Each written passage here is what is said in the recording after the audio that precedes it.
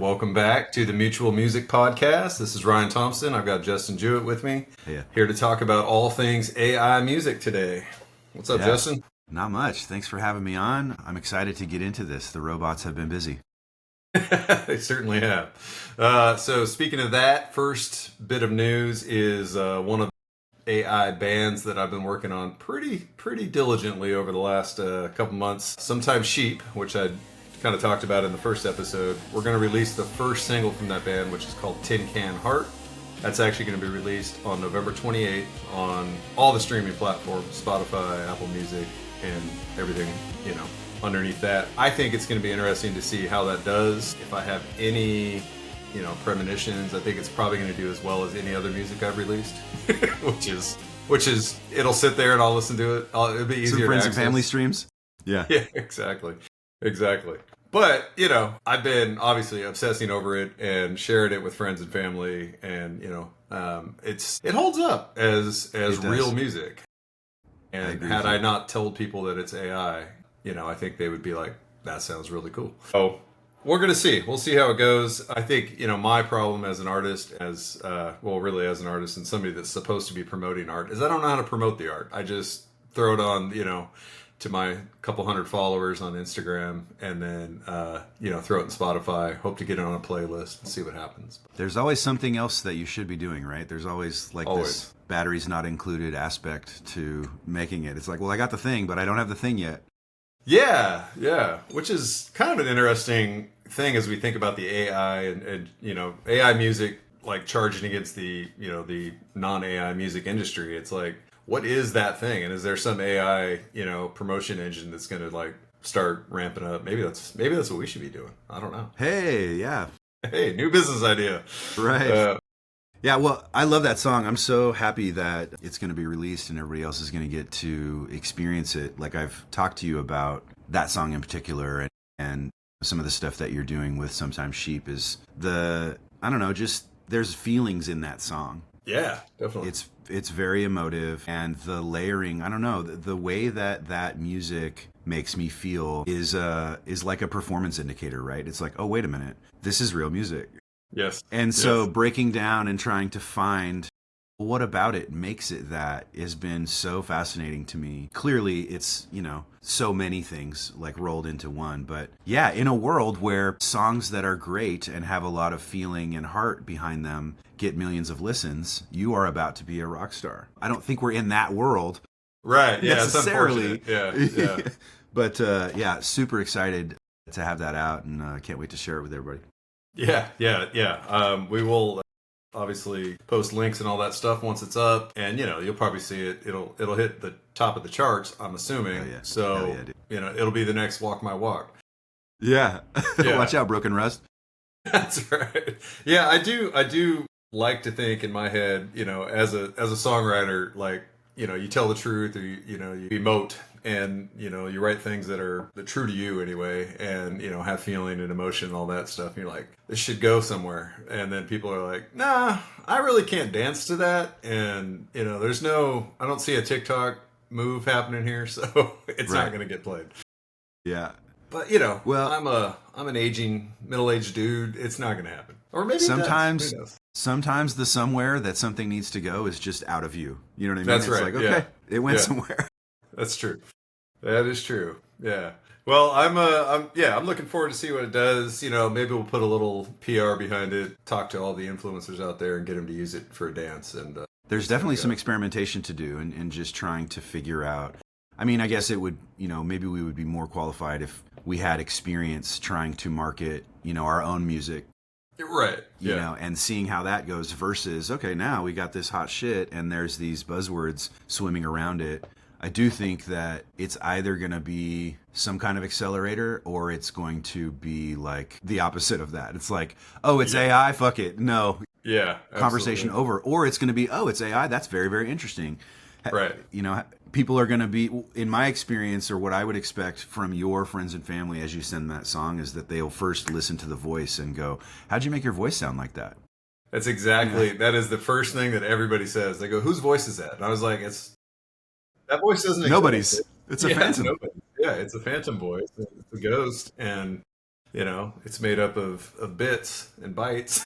But yeah, that's nobody's voice. And that part, you know, like people are just like, I don't understand Yeah. it. Like, and how You're come still it's allowed to enjoy it. yeah. Yeah, yeah. And what's interesting too, I think about creating music, you know, with AI, music that you write that you care about, and you know, or any music really, but is that you can kind of hide. There's a little bit of anonymity, you know. Like obviously, you know that I did it because I tell you that, but Yeah. you can take. I feel like I can take a few more chances from a marketing perspective than I would with my own music. There's like, you know, there's music that has my band name or my name on it. I'm a little more intended sheepish to put that out there and like tell people to go listen to it, because you know it feels like they're doing you a favor, but it's like, hey, this is a thing that I created, it doesn't have my name on it, I'm just, you know, the messenger here, go listen to it and see if you like it. And Yeah. you know, maybe yeah, take a few more PR chances. It's funny, it seems like it would be the other way around, but you know, Well, artists you are know, artists. it's We're like that. modest. Yeah, it's like that LinkedIn shit. You know, you don't really Totally. bring your whole self to LinkedIn, but you do to Instagram. Yeah, You know, yeah, and exactly. I think that that's an amazing part of music or bands or whatever. Whenever the convention of okay, when you make music, you're allowed to name yourself something else. You know, you're allowed to give yourself some other identity and create music from that place. Mm-hmm. Certainly, I doubt that that was the reality in like 1899, right? But sometime between Right. now and then, Yeah, we've gotten this like permission to yeah, like, oh, as long as you're doing something musical, you can call yourself whatever you want and yeah. hide behind it, which is very cool. Yeah, yeah, absolutely. That's funny too, because when you write music on your own, right, and then you show that to friends and family, the first thing they're like, "Do you really feel that way? Is that?" And you're like, "Well, you know, like the truth's always somewhere in the middle." But it's like, you know, these are words that I've written based on, you know, something I was feeling or observed or whatever, and they're just like, "Wait, what is that? No, that can't be exactly how you feel." You know, you're so There troubled. have been, you're so troubled. Well, there have been those times between you and I where I'm like, you know, I go through my moods, right? And Yeah, sometimes I have found that writing from the low point in the sine wave can be helpful, right? And so, you know, I'll put together some draft like designated loser, you yeah, know, and send it off to you, and then the kind of like anxiety starts like, damn, dude, is he yeah, shit, when is he going to when am I going to get the are you okay call? You know what I mean? So I like reach out and say, yeah. "Hey, this is just a song, man. It's just a song. Yeah, It's yeah, just a song, dude." yeah.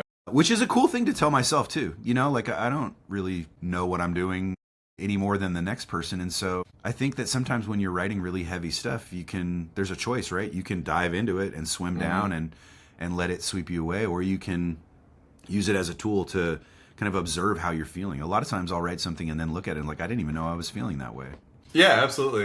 Yeah, the sentiment with whatever you started writing with will just kind of take over, and Yeah. you know, every now and then, I feel like you have to be under the influence of something when you're writing. It could be happiness, it could be sadness, it could be drugs and alcohol. Hopefully, not that anymore these days, but you know, you have to be kind of overwhelmed with something, some feeling to be able to, I think, emote and get your inhibitions down, or get the whatever that feeling is out of you. You know, Yeah. it has to hit some critical point where you're like, I feel this way.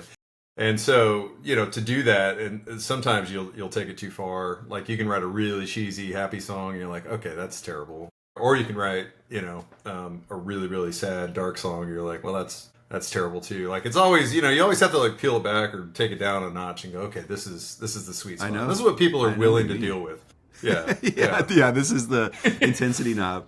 I yeah. definitely know what you mean, and I don't, you know, maybe this is a transition, but like this bottomless thing that we've been doing, Yes. right? And to just briefly sketch that out. We have a number of fake bands, like 6 or 7 bands that before this project only existed in name only. With Zanunus is one of them, and it was just a visual project because I didn't have the capability to bring them to life. And so now here we are bringing them to life, and it's wonderful. And now to this point that we're talking about, I have found that having I don't know why anybody would not have 6 bands. If I was Axl Rose, you know, and I wanted to sit down and write a Right. song, they're not all Guns N' Roses songs, and I think we proved that with Use Your Illusions 1 and 2, guy. Yeah. You know, some of those songs could have been Axl Rose songs. Right. Yeah. You The know, Axl Rose project. right. And so, like, what I have found is that if I sit down and just start sketching something out, you know, most of the time I have no idea which one of these bands it's going to be for. Right. And as things start to take shape, there will be some reminder that's like, oh, this fits. You know, it's harder to write a Haptic Lizard song than it is to write a Voton song, right? Like, because Haptic Yes. Lizard, is a doom band, and so they're singing about abstract, sort of Yeah. like planetary existential dreads, whereas Voton is, you know, complaining about his feelings. Right. And trying to make it sound beautiful. You know what I Right. mean? And Yes. and you know, Yes. Hobgoblin is riffing on like social justice or whatever the fuck it is. And so Yeah. it feels like a dresser with a lot of drawers for me, you know, where I have a thing and now I can choose where it goes. And you know, honestly, I'm looking forward to some future state where we take Hobgoblin songs and imagine what they would sound like sung by Sometimes Sheep, you know, etc. All those Yes. capabilities are available to us too.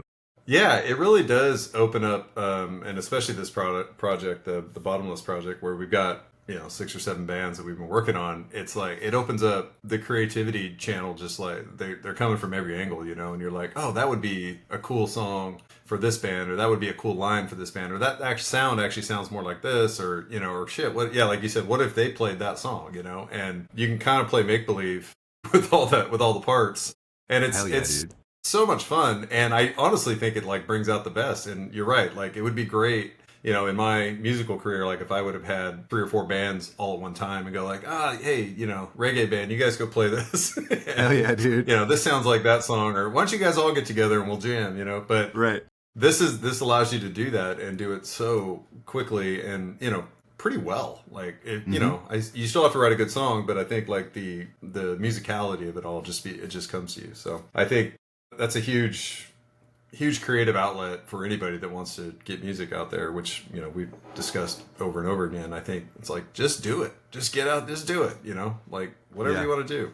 I actually, related to that, I showcased some AI music for my mom and her sister, my aunt, who I love dearly, the other night. They're in their 70s, and they were blown away of what you can actually do with AI music. And then not only that, my mom was like, I got to download that app. So my mom to start writing songs. I don't know if she has yet, Shit, but dude. yeah, she's like, I gotta get that downloaded and start making, because it's in all of us. It's just Yeah. now she has a way to do it. So Yeah. pretty excited That's awesome. about that. You gotta send me that track, dude. I gotta hear Yeah. what I Mom's can't wait. cooking. Yeah. So you mentioned Bottomless. We are working on Bottomless. Maybe frame it up nicely for everybody. What exactly are we doing with Bottomless? Yeah. And what's the end goal with it? Yeah, well, like I said, its roots are kind of visual, specifically like a T-shirt. I wanted to create a tour T-shirt that kind of made people go, what is that band? Right. And so I'm printing the T-shirts now here in my studio, which is exciting. I've been working on that for a couple months. Hard at work getting our sort of like song list Yeah. buttoned down. We've had some flexibility in our process, but really what we're trying to do is put together the best 3 or 4 songs from each band in a live setting so that we can release the equivalent of like the Woodstock 94, double CD with Collective Soul and all those guys. And so it would feel like an experience that, happened out in the world, but now here's this artifact for that. And I think that we're really trying to get that done by the end of the year. Does that sound... That sounds like a framework. sounds good. Yeah, it sounds good. It sounds nice Yeah. and tidy.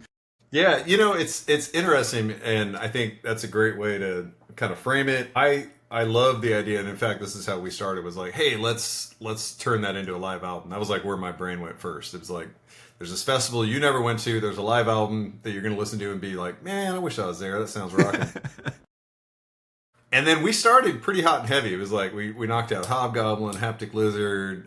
I was working on the sheep stuff. We got Zununus knocked out, and then we hit Voton. And Voton is not a pain, but it was just like, oh, that's music I don't know about, and we're gonna have to get into that. So I think what I'd like to do at the end of this, we're gonna take a quick break and talk about some AI music news, but then we'll get into Voton and talk about how that happened and show the people what it's all about. How let's try to put our finger on it. manifested Voton. Yeah. So Warner Music Group and Udio, which is another AI music generation tool. They are going to build a licensed music creation service. So this is exactly what you said was going to happen in the last meeting or in the last podcast, and it happened. I don't know. Maybe you knew you got insider trading information, but Oh, we're in the Matrix, dude. yeah, I manifested it, I guess. yeah. So at the high level, so we don't have to read all this stuff here. Is they are essentially, this is the beginning of the walled garden, right? They are going to work. They're afraid of their artist stuff being ripped off and duplicated or replicated in AI. With like close facsimiles, right? Not direct ones. So now what they're going to do is license their music catalogs and their essentially their artists and say, okay, now in this new creation service, you're going to be able to create, you know, the Billy Joel, whatever. You're going to be able to create Billy Joel like music, and he's going to get royalties from that, or his business will get royalties from that. And that's exactly what you said was going to happen. I think as an artist, it makes sense. You're like, well, if people are ripping off my style, then I should make some money on that, from a copyright standpoint. But I have a couple questions on this, but I'll pause. And I don't know, do you have anything off the top of your head that you want to say about this, other than I told you so? No, not I told you so. I mean, the one sort of like element that I guess develops out of this, and it's not much different than what we've been talking about, but this also seems like a way for Joe GarageBand or Joe and Jane GarageBand to get a feature from Gwen Stefani on their track. You know what I mean? Like, there's going to be a marketplace that's even more crass than the current marketplace. However that works, we all have our imaginations of how it does go down, agents and all those kind of things. Now all of a sudden all those people go away, and it's just you're on an app and probably doing 10-second demos of like, who do I want to sing my verse? Do I want Nikki, or do I want Gwen, or maybe I want Tori Amos because she's featured because it's Valentine's Day, some commercial bullshit. Yeah. It does not paint a very beautiful picture to me.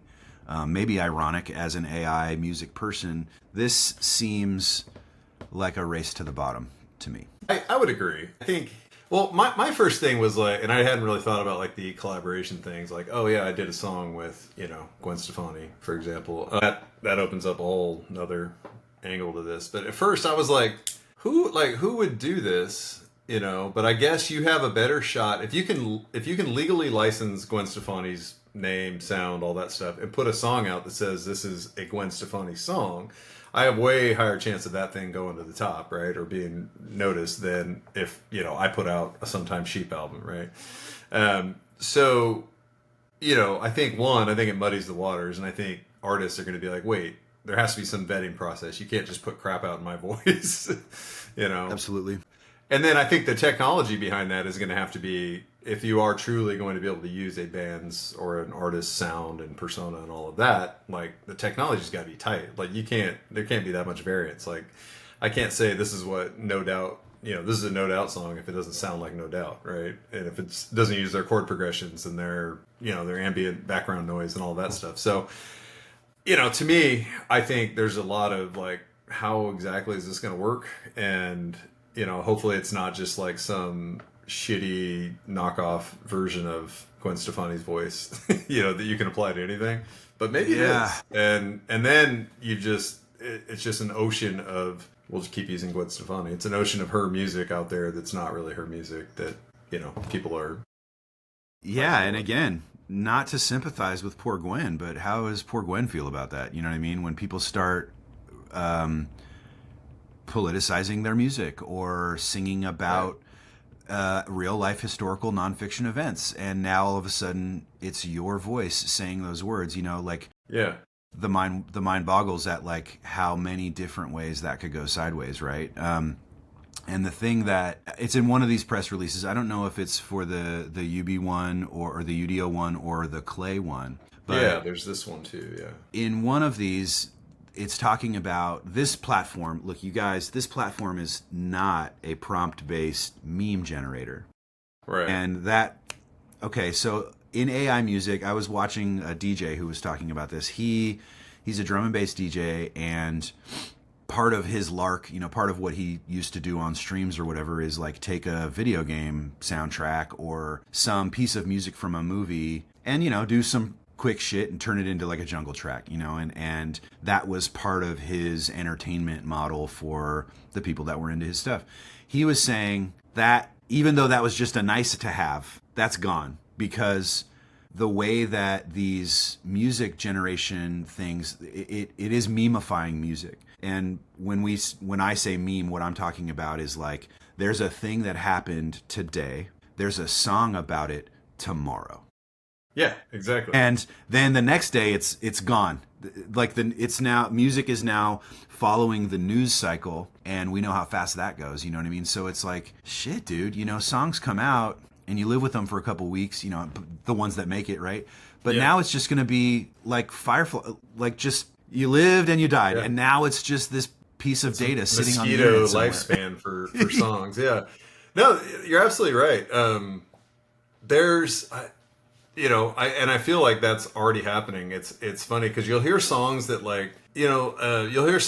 reference current things, and these are not AI songs necessarily, but reference like certain technologies or like Instagram even, right? And you're like, that's like in 20 years, that's going to be so irrelevant, but now it's like not even technology. Now it's like events that are happening, right? Things that our president has said, things that are popular in social culture. And it's like, yeah, it doesn't really matter because those songs aren't going to live forever. Like back in the day, you could songs would live forever. Like I still listen to music from, the 50s and 60s. So right. It's like, yeah, dude. Yeah, it's crazy. Yeah, and it's only going to take, like, I guess the part that I have my popcorn ready for is, like, the release of I Love Jeffrey Epstein and All the Things He Did by Kid Rock.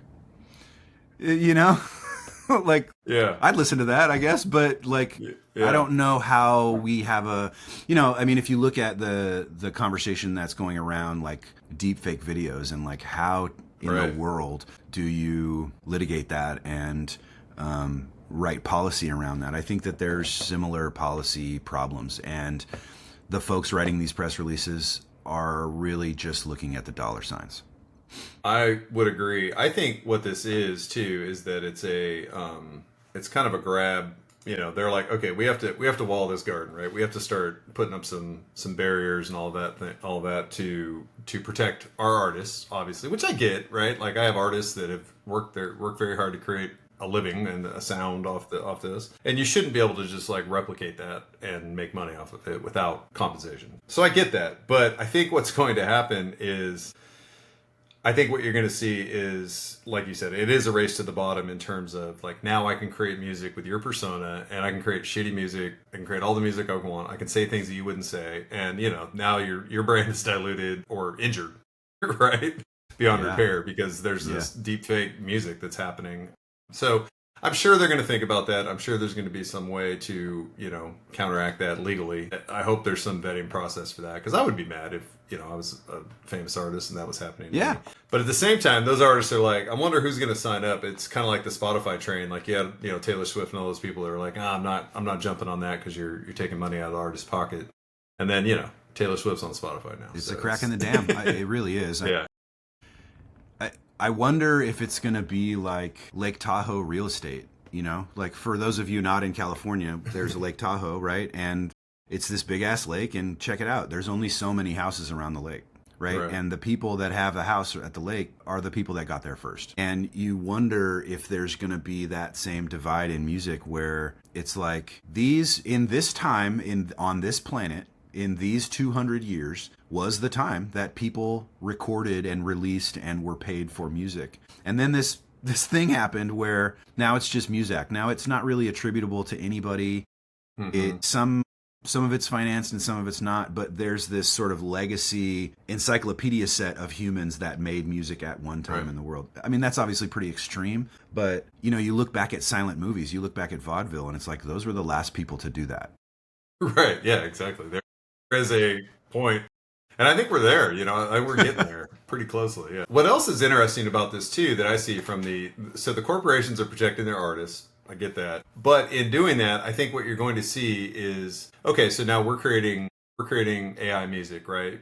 But if sanctioned AI music is now created through these libraries, right, through this WMG collaboration that they've got going on with Udio or Clay, you have to go through there to get like stuff that will actually get played. Like, is there a point where Spotify, Apple, all of the streaming services are going to say like, nah, we only take stuff that's been sanctioned, right? It's gone through some type of copyright review and licensing review. And then what'll happen is, and I don't think we're probably too far off from that. And then I think what'll happen is the music that say you're creating outside of those platforms on Suno and other AI platforms that come up, we're going to be relegated to like the SoundCloud world, right? And you're like, okay, well, I'm a SoundCloud AI person because, or whatever the new SoundCloud is going to be for AI music. Maybe it's Suno. But, that's where I have to do my thing kind of in the shadows of the internet because I can't license. They're only playing stuff that gets licensed in these other, that's gone through the proper licensing channels to make sure that all the checks and balances are in place. So, I think at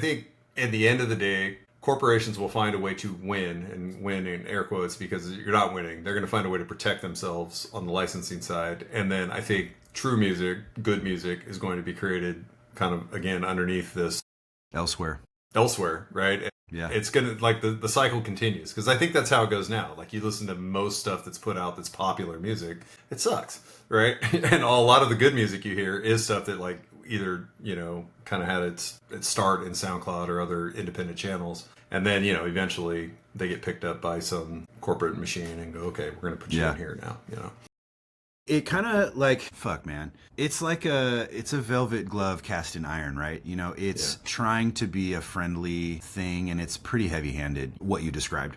Yeah. An alternative, and it won't go this way. What you said, I think, will absolutely happen, right? An alternative, and, we talked a little bit about this on the last episode. I just happen to be a Nine Inch Nails fan, so I'm full of all this trivia. But back to Lil Nas X and Old Town Road, that is built off of a Nine Inch Nails sample. Mm-hmm. That sample came off of this compilation that they put out called Ghosts, which ostensibly was their audition tape into all this film scoring that Nine Inch Nails does these days. Anyway, there was a song on there that Nas pulled and, created his song. That whole album, Ghosts, was put out under what I believe was like the Creative Commons license or some version of that. And really, ultimately, what that meant was it was Trent Reznor and Nine Inch Nails, my friend Trent, obviously, saying, do whatever you want with it, but the moment you make money with it, you got to give me some. Right. Yeah, like an open I source like that license, kind of. Yeah, I really like that, where it's just like, make the music, you're gonna anyway. But then when there are financial consequences, let there be financial consequences. That to me feels like probably a more open and collaborative model. It's obviously not a gatekeeping model. One wonders, right? Like, okay, take those two pressures of the finance part of music and let them run in a sliding doors world. And then 20 years from now, check in on music, right? Right. How healthy is it? Here's the pay model that like has been done whatever to, like, who the fuck knows what those two different realities would sound like. I mean, I'm so curious. Like, it either is just going to be totally watered down and just like Muzak, or maybe it's like thriving because there's all this free and open collaboration. I mean, I'm sure both would be just equally shitty, but we can dream. I think we're kind of there anyway with music, right? I think there's what's popular, and by popular, I don't mean actual populist vote. I mean what gets played, right, on award shows and and the mainstream stuff. The mainstream stuff, and I hate to say it sucks, but musically it ain't great, and and I think it's just written to move units. Pieces, units. So that's always happened, right? And now. And I think a lot of the music, the good music, is being created kind of underneath the covers, if you will. And that music is, hard to find and does not get monetized, right? Unless it ends up in a Instagram reel or TikTok reel or something like that. That's kind of it. Yeah, or that, or it gets sampled and remixed, or it kind of right place, right time, and it'll happen. But for the most part, that stuff doesn't happen. So I think we're already there. I think we're going to get there, just like AI has sped everything up. We're going to get there faster and further into the abyss, probably. Yeah. I like to believe that good music will still be created, which is, our mission here. And I think humans, as long as we remain human and don't turn into full robots in the next 20 years, we will continue to create good music. It's just how will that music be found? And there has to be a Right. venue for that, which Yeah. right now, anybody can create music and put it out on Spotify as long as you follow a few simple rules and formatting. You know, how that music actually gets found is up to how good you are with social media, really, at this point. So, but at some point, you know, if music has to go through this like licensing check every time, you know, then it's gonna put a lot of gates up in front of people to get stuff out there in a real way. Yeah. Which, of course, is why we want to get ours up and out before that licensing. We check. got to, yeah. I would say to So- anybody that is thinking about releasing music right now, especially doing AI music where, you know, copyright laws have not really caught up, like, do it. Just put it out there. Yeah, do it now and ask for forgiveness later, you know. I think if you get sued, it'll be a good thing. It's like, yeah, it's a notch in my belt. Somebody found me. Somebody found me. Yeah, lawyers found My me. marketing's That's good. working. Yeah, exactly. All right, well, yeah, that's the news. You were right. That's what's happening. We'll keep tabs on that and see where we go with that. I think it's going to go exactly as we said, but you know, let's get out there now. Get out in front I of mean, it. who's going to be first? Is it going to be Ja Rule? It's going to be somebody like Somebody that that's kind of like seems- on the cusp of washed up. Yeah.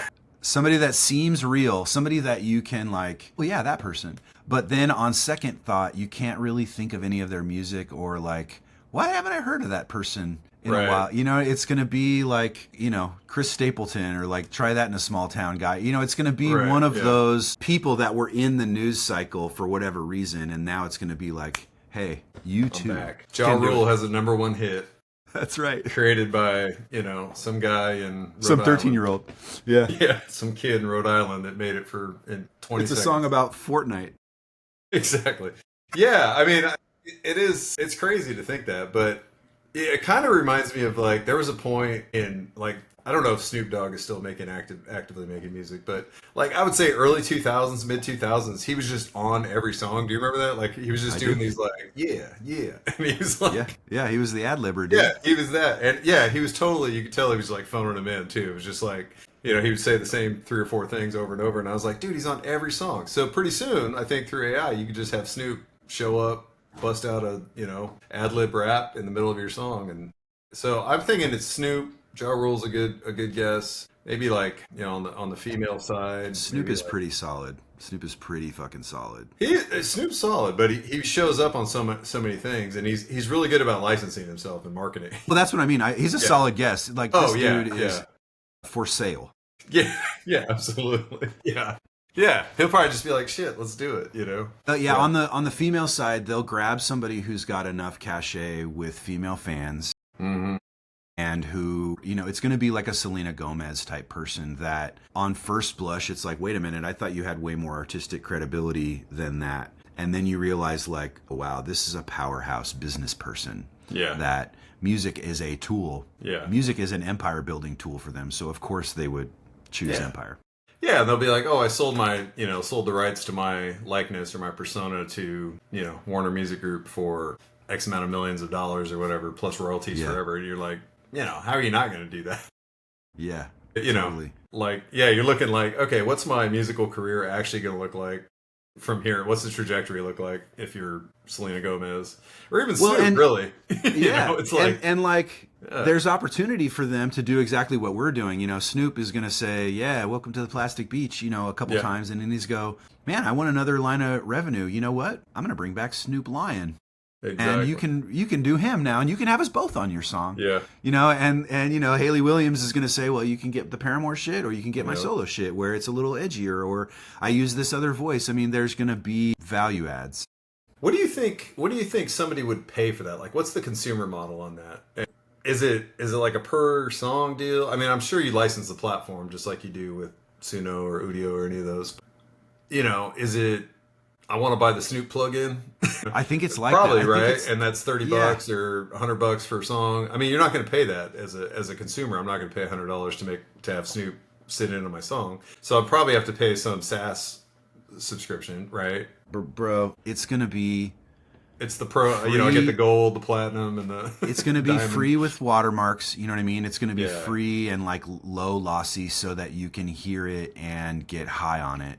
Right. And there's going to be people, there's going to be a whole economy of people that released those demos, those watermark demos that didn't Yeah. pay for it, but now here's just this shitty SoundCloud demo Horribly. that's on the Yeah. internet now, and Yeah. check it out. That's fucking Snoop Dogg, dude. Yeah. And then there's gonna be what I like with video games. You know, you want to buy a new gun skin, it's like a microtransaction or something Right. like that. Yeah. You know, it would be cool though if, well, cool from like a problem solving standpoint. I'm getting excited about like, oh, you get them in, you can try it. Then maybe there's a small fee for pushing out the high res, you know, without the watermark or something. Then maybe there's another fee if you want to kick it to DistroKid or something that's going to put it on platforms. And then the royalties start. Yeah, exactly. Yeah, now you're out there, so every stream, you know, you make fractions of a penny now, you're going to make fractions of a penny. Or Snoop will get his fractions. So, you know, there could be, you could find, you know, one of these activist celebrities that, you know, I don't want to use Taylor Swift because it's too obvious, but let's use Taylor Swift. Yeah. What happens when Taylor Swift is looking at the revenue of her music and going, okay, that's that. And then she turns her head and sees the money that she's making by all of her fans making songs of hers or something. Yeah. And now, like, it's a scale model. Now it's like, shit, I can make 20 million by writing 20 songs, or I can make 20 billion by having 2 million people make 10 songs a piece or something like that. You know, and it just becomes like, what are we doing? Like, I thought that this was about your ex-boyfriend. You know what I mean? Like, yeah.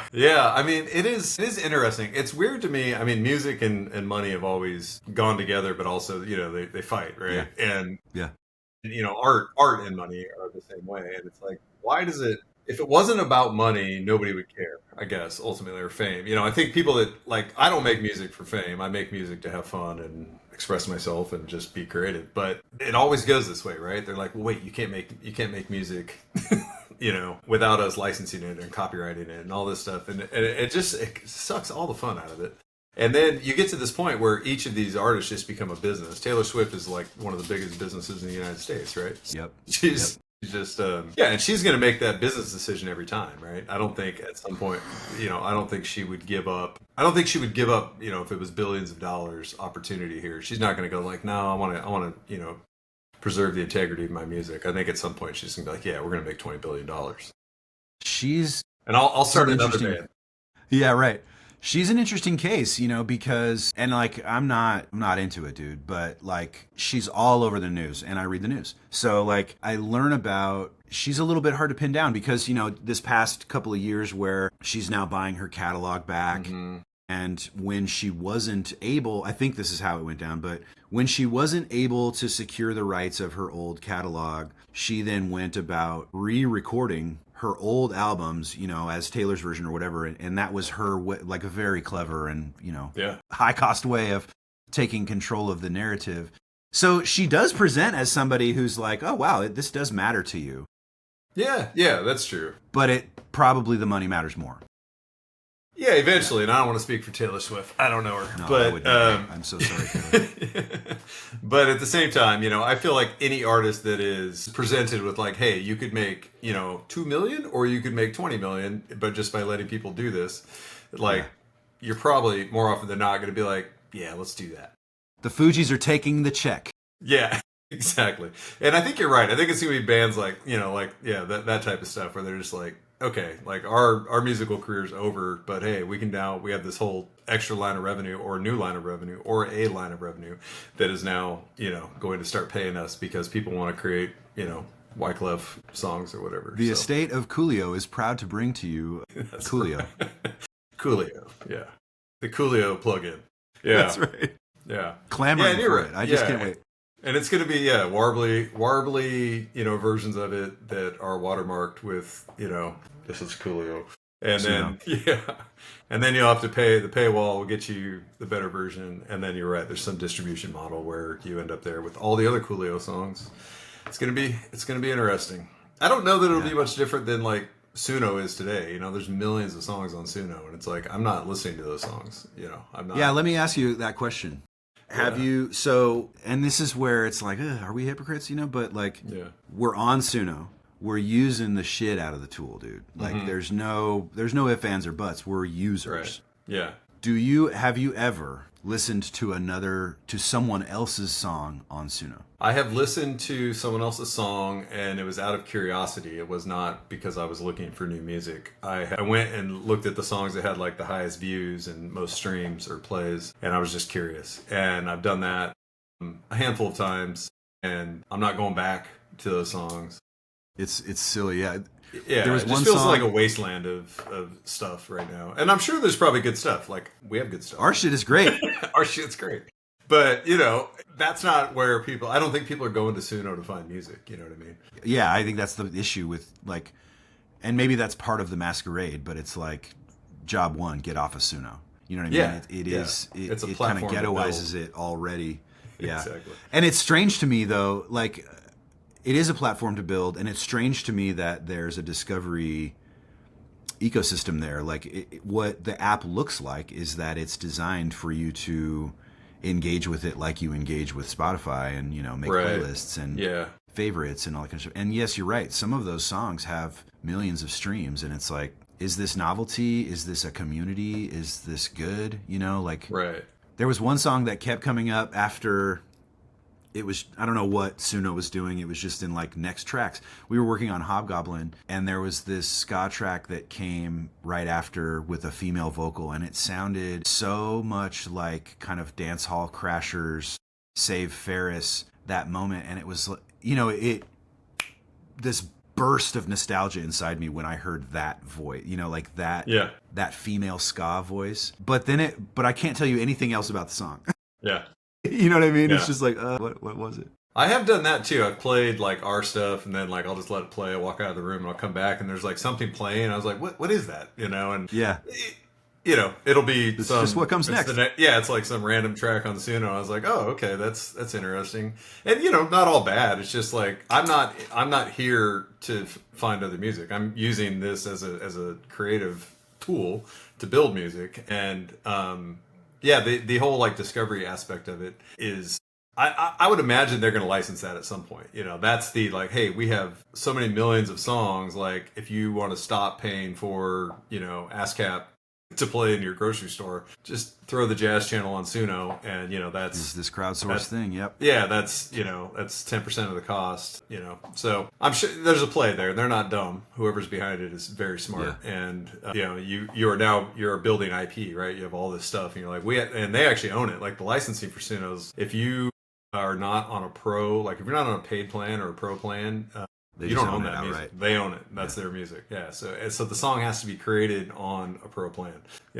Which was like, I started making songs early on. I was like, just using like the freebie or the cheap plan, and I was like, oh no, if we're gonna get serious about this, we have to get on the pro plan. Thank you for doing that. Yeah, because they're gonna own it, and then there's that'll ensue. So.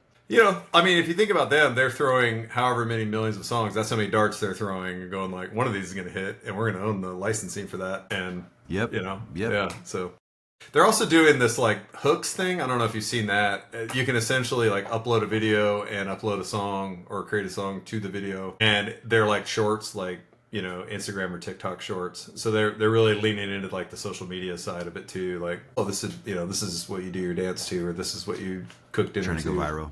Yeah. Yeah, and I have no interest in that at the moment, but No. somebody does. We Somebody got a viral. does. We gotta do a viral tracers dance, dude. That's right. Just steady skanking to tracers. Yeah. Cool. Well, let's shift gears. Let's talk about creating music in Suno, since we're talking about it, and talk about Voton and what that looked like. I think it was a really, as I mentioned earlier, we were kind of hot and heavy, busting out things. They were things that, me as I'll call myself the producer in this situation, but they were music that I could like get down with and like had frame of reference for. And then, so that was like Hobgoblin, which was the ska band. That was Haptic Lizard, which is like kind of the stoner doom thing. Obviously, sometimes Sheep is more indie pop rock, and Zanunus, which is a grunge band. And then all of a sudden you're like, hey, I want to do this Voton guy. And it was like Dire Straits and Peter Gabriel, and like, which I've heard both independently, but don't celebrate their catalogs per se. And I was just like, wow, where are we going with this? I don't know how to do this. So I want to talk about that process for you from a writing and almost like persona development standpoint, and then we'll talk a little bit about what went into it to get the sounds, and maybe we'll listen to some. What I wanted to do with Votan, and I don't think I knew this at the beginning when I came up with that name and was like, ooh, this will be some dark and brooding thing. But really, what Votan has become is a place where I can write darker lyrics, that feel like they can then be twisted and abstracted into what I feel like I'm hearing in a good Peter Gabriel song or even a good Pink Floyd song where it isn't literal at all. Sometimes it is, but even if it is a literal lyric, it sounds very spacey and very abstracted just because of the nature of the music. Peter Gabriel is a great example, but a little bit misleading because most people know Peter Gabriel for like Sledgehammer and Big Time, which Right. are, two of the best songs ever fucking written. Right. And Standing best videos. on that. And Yes, the best yes, videos. sir. Yes, sir. But he's got this whole like dark, I don't want to call it dark because it's not menacing. It's not dangerous music. It's just brooding and maybe even just like self-indulgent music. Literally has a song called Excellent Birds, and it's like, I'm going to tell you right now, Excellent Birds isn't about anything. It's just some dude, making tone poems. And so Votan is sort of supposed to be brooding like that. And I thought it would be fun to play with, what elements can we bring in to speed that up or slow that down? Does he have a band behind him all the time? Or are these weird tracks that are just like synth driven or whatever? Yeah. A weird mandate. Yeah, definitely. Like, yeah, totally like off. Like, I was just like, we're ripping through these bands. And like, I was like, yeah, I can see myself in these bands or playing with these bands. And then all of a sudden this comes along. I'm like, okay, like, what do I do? So, what was it? You gave me, like you have with all the other bands, there's like a brief, not a brief, a pretty comprehensive bio of the band, of the sound, what it sounds like. But I didn't really know where to start. I was just like, man, I don't know how to get this sound out of me, first of all, Yeah. and then out of a machine. So what I did is I went to ChatGPT and I spent some time in there. Hell yeah.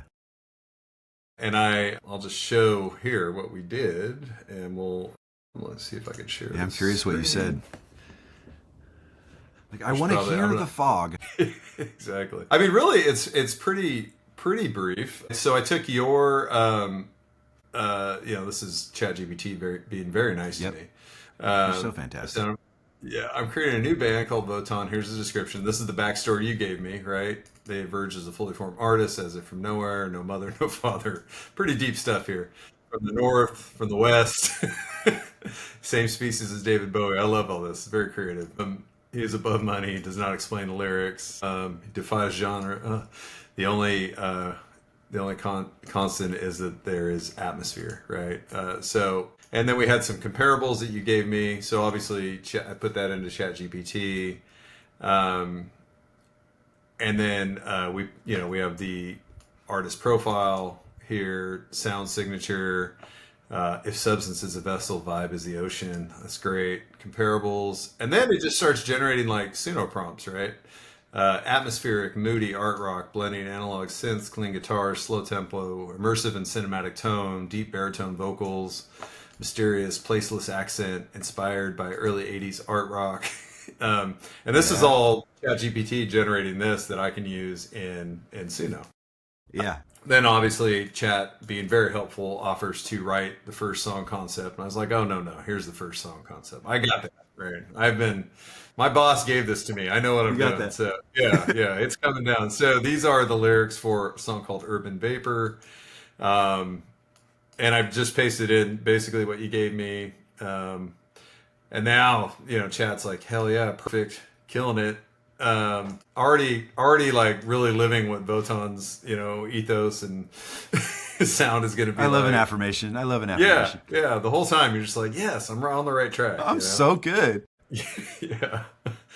So based on that, then you get this whole bit from Chat, which is like, a lot of what was said above, right? Baritone, male vocals, but it's starting to like pull out these pieces based on what we gave it to generate, a musical style that I can now prompt. Also, cool stuff like this, like tempo, right? We should be thinking about 80 to 95 BPM, slow building, dynamic peaks. High fidelity, lots of reverb, cinematic, layered anthemic vocals. And and then some vocal guidance, right? Baritone, calm but or charged delivery, accent impossible to place. I love this, right? It's like, it's like Otherworldly. the Middle Earth accent where you're like, oh, everybody had an English accent in Lord of the Rings. Cool. Totally. Yeah, it's very Lord of the Rings. So just some really cool stuff coming here, right? Yeah. And then I say, well, I need a much shorter prompt for Suno. This Suno won't take this. There's limits to it. So then we start to get this, and then I said, oh yeah, I forgot. It should actually take influence from these songs, right? So we had Brothers in Arms and with some robot shit from Beck, which I went verbatim because I was like, I want to tell them what's going on here. Give this guy his picture. Yeah, yeah. So now we have a couple different prompts, right? And Suno can start generating like, okay, do you want like the cinematic anthem? Do you want the dark industrial sound, ambient cathedral, post-human groove, neo-noir anthem? So sick. Yeah, and you can just keep kind of rocking this, right? Can you include notes about the singer's vocal approach and voice inside the prompt? And we just keep doing this, and eventually, we get to a point to where like you just start playing with these things inside of Suno. And for me, what was interesting about this is like the arrangement component. I really didn't have any idea of like what the arrangement should be for the Voton song because it wasn't like, one, there was no song that we were working from, right? There was like sometimes I'll do a riff or I'll like, pop something out on a keyboard, Or a piece of melody or a piece yeah, of something. yeah. I mean, I've even gone so far as to hum, right? And I think there was one song with Hobgoblin where I was like, just sing it into your phone Yeah. and I'll put it in there and that'll be the the kind of melodic hook, Yeah. which worked, by the way, very cool. Yeah. But for this, I was like, I don't know what this is going to sound like. So then I started taking these prompts along with your lyrics and the arrangement that you'd give me and put it into Suno, and just got like, I don't know, 20 versions of a song, right? And then sent those over to you for consideration. A pretty interesting way to go, and probably an example of how you can use chat or ChatGPT or other whatever your LLM of choice is, but use that to help you in this whole process, right? Yeah. And I think the important part of this is having the idea either in your head or written down like you did, thankfully, to be able to put that into the machine and get something out of it. Because without that, you're kind of like shooting in the dark. You may get there, but I think this helps like dial it in and create something that you can always kind of point back to and go like, is this the thing I wanted to create? Is this what that band should sound like? And probably should do that for any band you're in anyway, even if it's not AI, even if it's just a real band. You should always kind of have your branding and your messaging clear. So that was fun. It was really fun. That's awesome. Yeah, it's not always an advantage to be a 50-year-old man.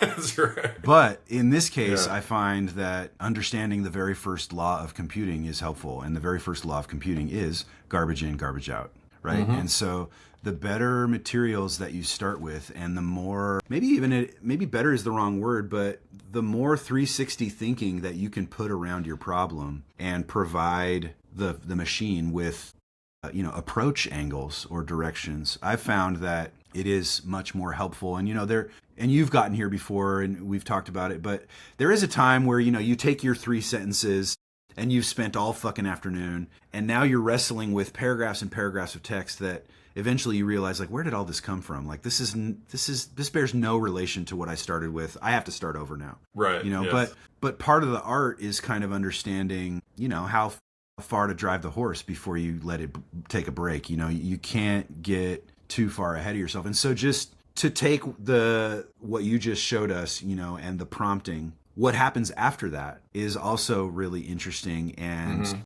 there are booby traps, because if anybody has worked with any kind of AI, like generative images, if you've spent time on Midjourney or something like that, one of those prompts can just be run indefinitely and generate thousands and thousands of songs like by itself. The way that the random number generation aspect of AI is that you can send it the same thing, and as long as the seeds in the background are randomly generating, it's like catching a person on a different day. They're going to say something slightly different. That's part of the interesting thing. You don't get the same thing twice. unless you start coaching it that way. And so let's say you've got 10 prompts and you run 10 versions off of each prompt. All of a sudden now there's a very human like editorial workload that needs to happen to where we've got 100 arrangements to go through Right. and Yeah. have to build a Yeah. rubric for like which one, is good or bad. And like that, as like mundane and Dunder Mifflin as that sounds like very boring. That's music, dude. Yeah. Like Yeah. Metallica in And Justice for All, and I think also the Black Album, but in And Justice for All, their process for writing that was that everybody went away for some amount of time, and then everybody came with the big bag of tapes and like, here's my riffs and here's my licks and here's my fills, and then James and Lars just sat going through those tapes and building paper spreadsheets for the different pieces that go together in like really like assembled music. Yeah. Yeah. And there's a lot of that assembly feeling that comes out of this arrangement selection way, where it's just like where we need to manage our options, and then we need to narrow it down, but not too quickly that we lose magic that's happened in some of them. And then the iterative nature of the AI means that we're going to hear stuff that we can't get, Yeah. You'll hear things you can't get back. Yeah. but we become Yeah. inspired by that, and it starts to shape the thing. Right. So like it is an interesting process, it is a legitimate process, and it is still a lot of work. It is. It's interesting. It's iterative. It's a ton of work. It is. It's yeah. I was thinking about that, and that first, you get your prompt or series of prompts, and you're like, let's try this, right? And you're literally just like, try, and you're listening to it, and you eventually get to something where you're like, I think that sounds good. I like that. Right, as a human, I like the way that sounds, and I like the way that song is going. And then from there, you can narrow it down to like, okay, like these are kind of three arrangements that I like. And especially with a brand new song where you haven't done any like melodic input or anything, you're just like, what's the machine going to give me? And you get it back, you're like, okay, like I like that, but it's hundreds of songs, and you're just like, no, kind of making really quick choices. And then there's a few where I'm always like, okay, that one, all right, there's a version of that I like. And then from there, you go into this iteration, right? And that's where, for me, like I start making arrangement choices, and I start saying like, okay, I like the way this is laid out. And then we'll get into like, we should probably, double the chorus here, or we should probably, have somebody on backing vocals here. And those are the types of like producer type things you can get into. But I imagine it almost like a band coming in and going like, we have 8 different ways to play this song. And as a producer, you have to be like, that one is the one that's going to hit. Yeah, that's the good one. That's the under the bridge or whatever. Like that's the way we want that to work. Yeah, it's like, that's the one. And it's really weird because oftentimes you hear the one and you're like, I don't know why that's the one, but that's the one. Yeah. And no, absolutely. It just presents.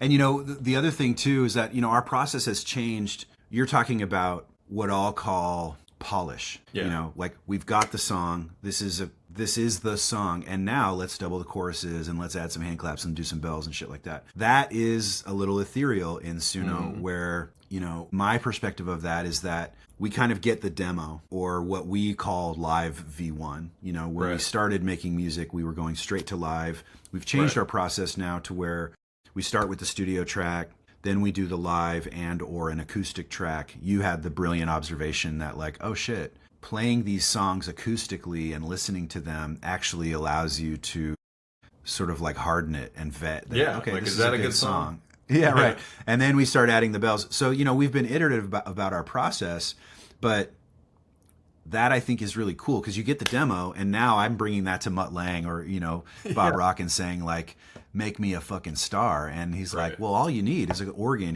back here and a this, that, and the other thing. Where it gets tricky is the iterative process now. Now you need to feed that song back in and say, I love what you've done. All caps, don't fucking change the goddamn structure, robot. But then also start to pepper in some interesting things. And, you've got your various controls that you can use to build variants in that. Yeah, and there are tools being introduced. Even Suno has their studio component, which I haven't spent too much time with, but I think you can kind of keep it. You can add things to it, probably more than take away, I guess. I guess you could like get the stems and pull stuff out. And, I've seen videos where people like put in their own guitar solos and things like that. I don't know.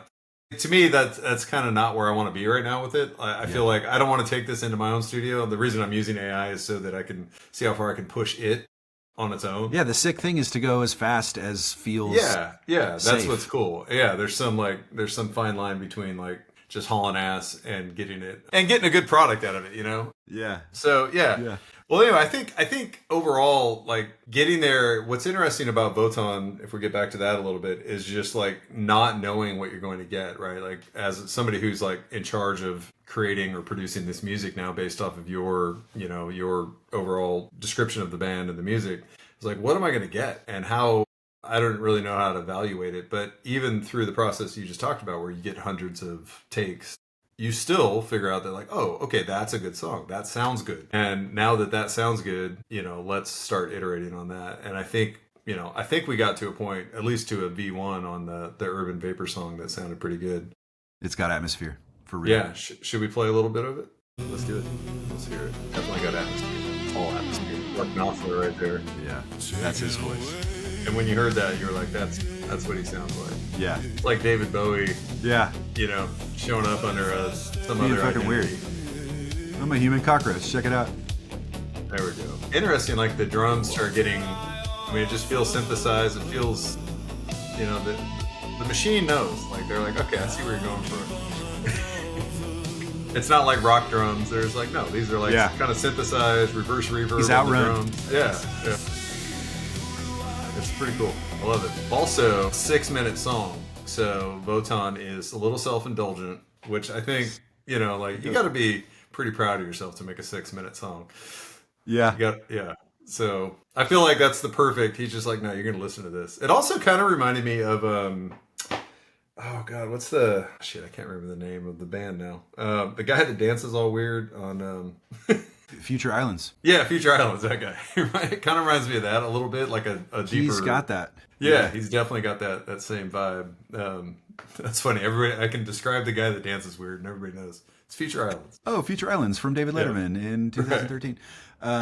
Yeah, dude. When I heard that that crying guitar, that wailing guitar, that was just very mournful off in the distance. It's like I can see this guy on some fucking Irish beach with waves crashing. It's just very mournful, moody. What is it? I don't really know why you sound sad. Right. And maybe you're not sad. You just sound sad. Yeah.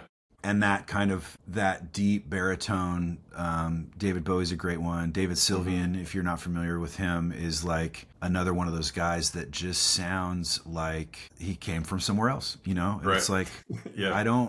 I can't totally relate to what it seems like you're feeling, but boy, oh boy, am I irradiated by it. You know what I mean? Like I am affected by whatever's going on with you.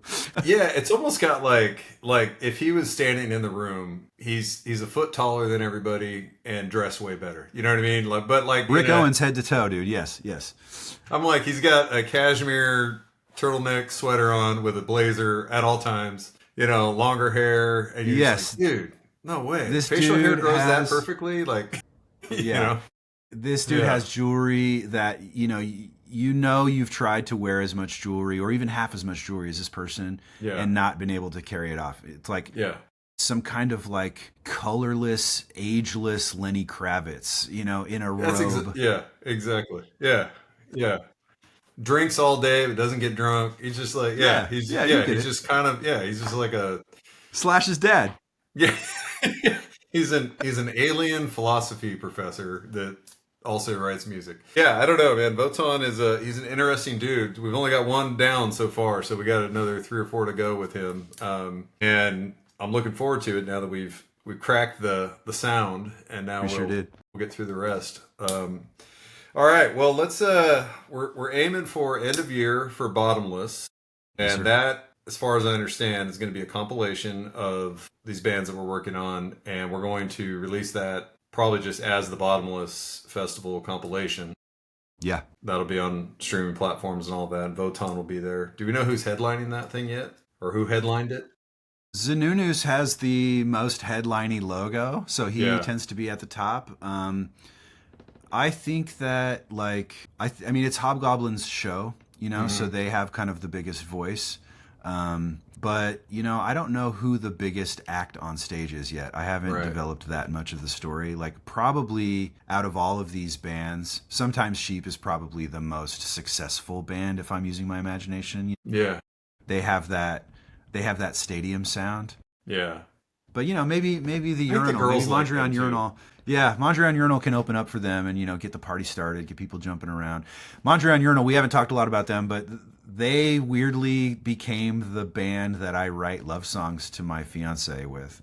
I And could it's been tell very these are sweet. yeah, they're very like yeah, I was like these are all love songs. They're like super like new wave love songs, which is cool. Like that's It's a been really fun.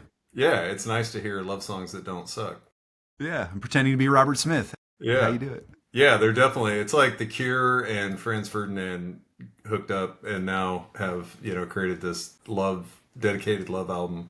Send me there. Yeah, sounds Yeah, great. no, it's really good. All right, well, I'm looking forward to working on more of those. I appreciate you joining again. Yeah, Probably just going to stay here. I don't think there's any reason for you to not join, and this will be your show from now on. I'll just take a back thanks for seat. having me. All right, I'm dude. having so much fun. Yeah, thank you, and see you in the next one. See ya. Bye. Later. Bye.